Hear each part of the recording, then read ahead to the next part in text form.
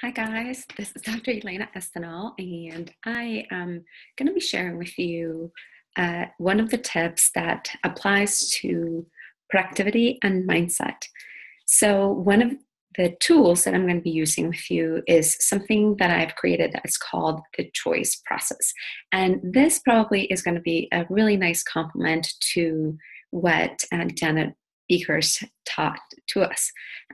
Her process was very pragmatic and very left-brained process, which was really good when you have lots and lots of things that you are having to decide about what to do. And I just loved it.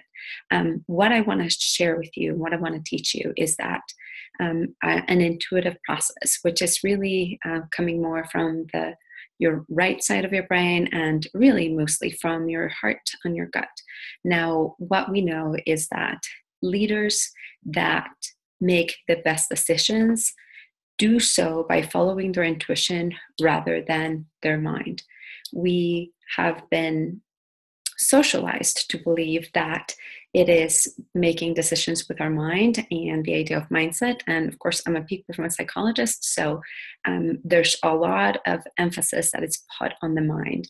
And the reality of it is that we have made a master of something that should be basically the administrative assistant, that really a true master should be in our body, in our heart, and in our gut.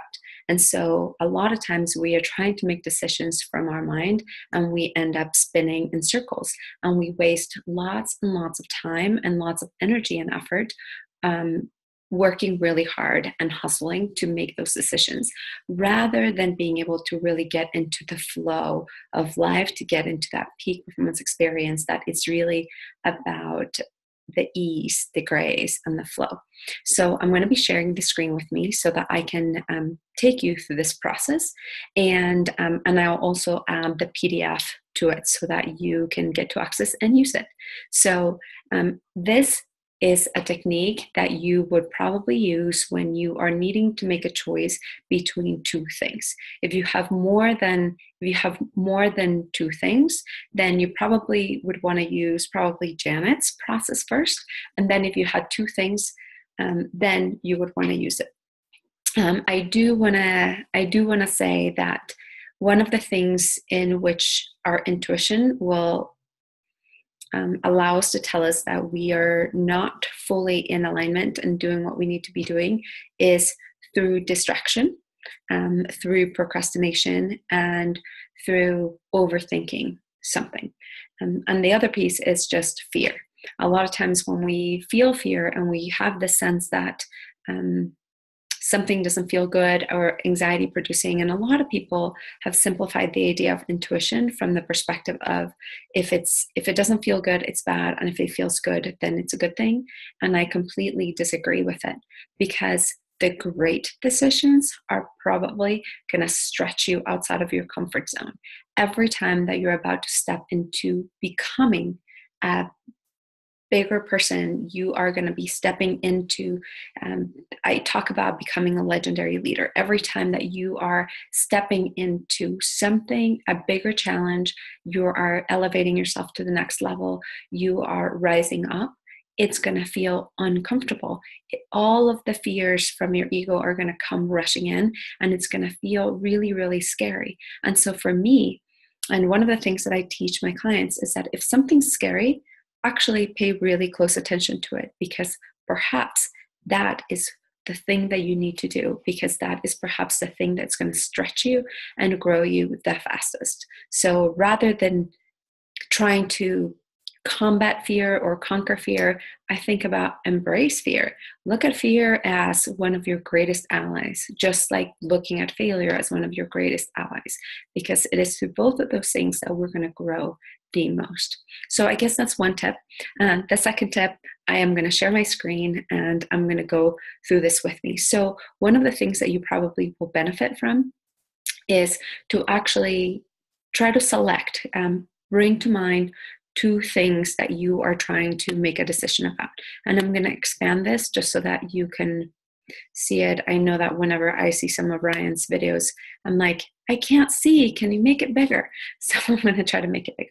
So, so the choice process is really, really simple, and I'm just going to highlight it here, and then we're going to go through it so that you can actually make a decision.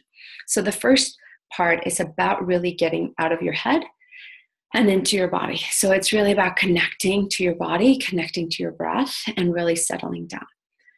And then to be able to highlight the choice that's present for you at a given time. So is it option A or is it option B? Do I need to pursue this product launch, or should I give this proposal to a client, right?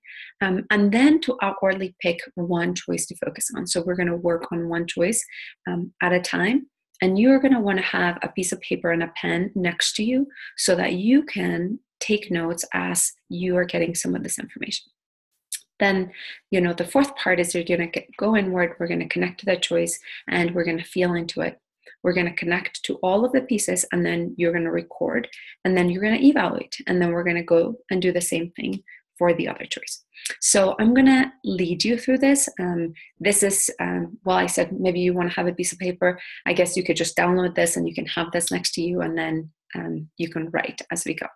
So I just simply want you to, again, take note about what are the two things that you are trying to choose from. And then just settle down in a place where you're not going to be distracted, and just close your eyes, allow your eyes to close, and then just take a nice deep breath in and exhale with a sigh, and take another nice deep breath in and another nice exhale. If you're seated, try to ground your feet on the floor and just connect to what your feet feel inside your shoe, what it feels for your shoe to be connected to the ground, what it feels for you to have the support beneath you and behind you. Because you're probably not used to doing some of these things, I want you to just kind of notice what comes up. Notice if your heart is beating faster. Notice if your heart rate, if your breath, it's slowing down or speeding up. A lot of times at the moment when we get quiet, we start noticing like, oh, my hip is stiff, or those kinds of things. And so I just want you to notice. I want you to be in your body. So part of the breath is connecting the breath. It's connecting your mind to your body and really getting you outside of this little mind chatter. And now I want you to bring to mind what the choice is. And just pick whatever choice, perhaps I'm going to do this particular product launch. And then just say, I am choosing to pursue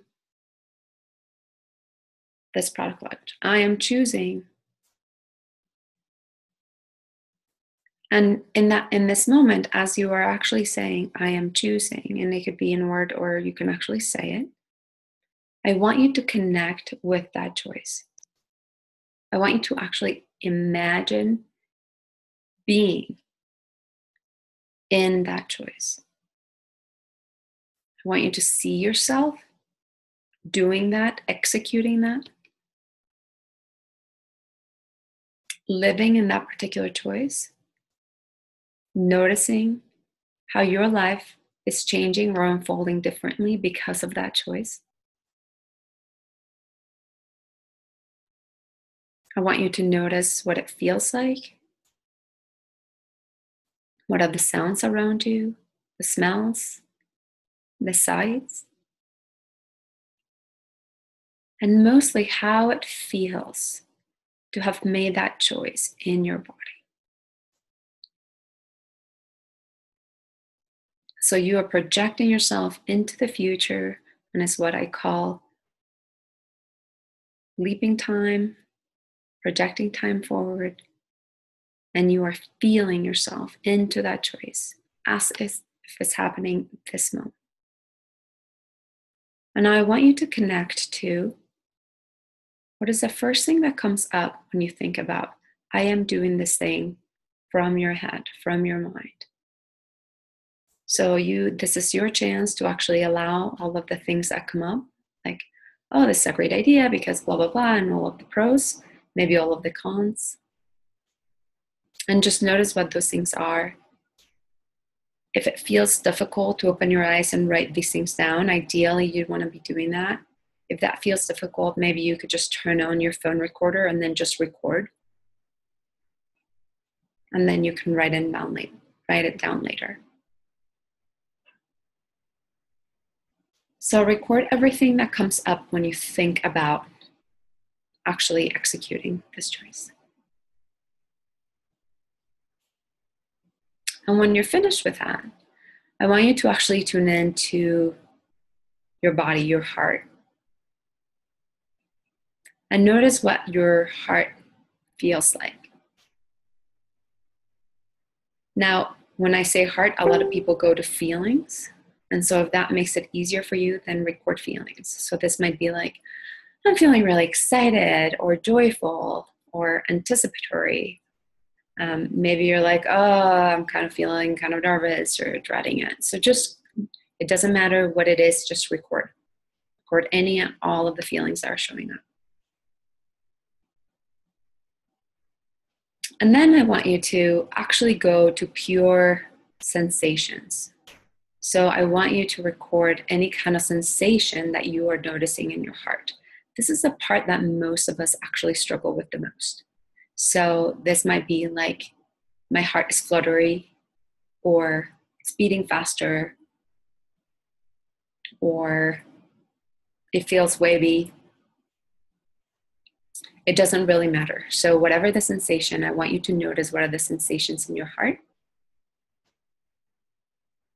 And then you can just kind of put a little tag as to whether those sensations feel pleasant or unpleasant.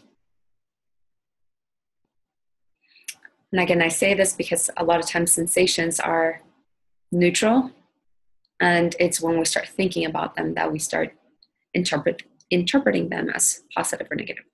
So just record sensation. Then I want you to drop down to your gut, to your belly. And when you can see and feel and imagine yourself living into this choice, I want you to notice what your gut feels like. Maybe you don't feel anything. Maybe it's totally relaxed. Maybe it's starting to make little somersaults. Maybe the butterflies are moving down to your gut. Again, it doesn't matter what the sensation is. I want you to simply record it. And then I want you to notice if there's any sensations, any other sensations that are happening in your body. So this might feel like I'm feeling fired up, or, whoa, all of a sudden I feel like a bear just sat on top of my chest.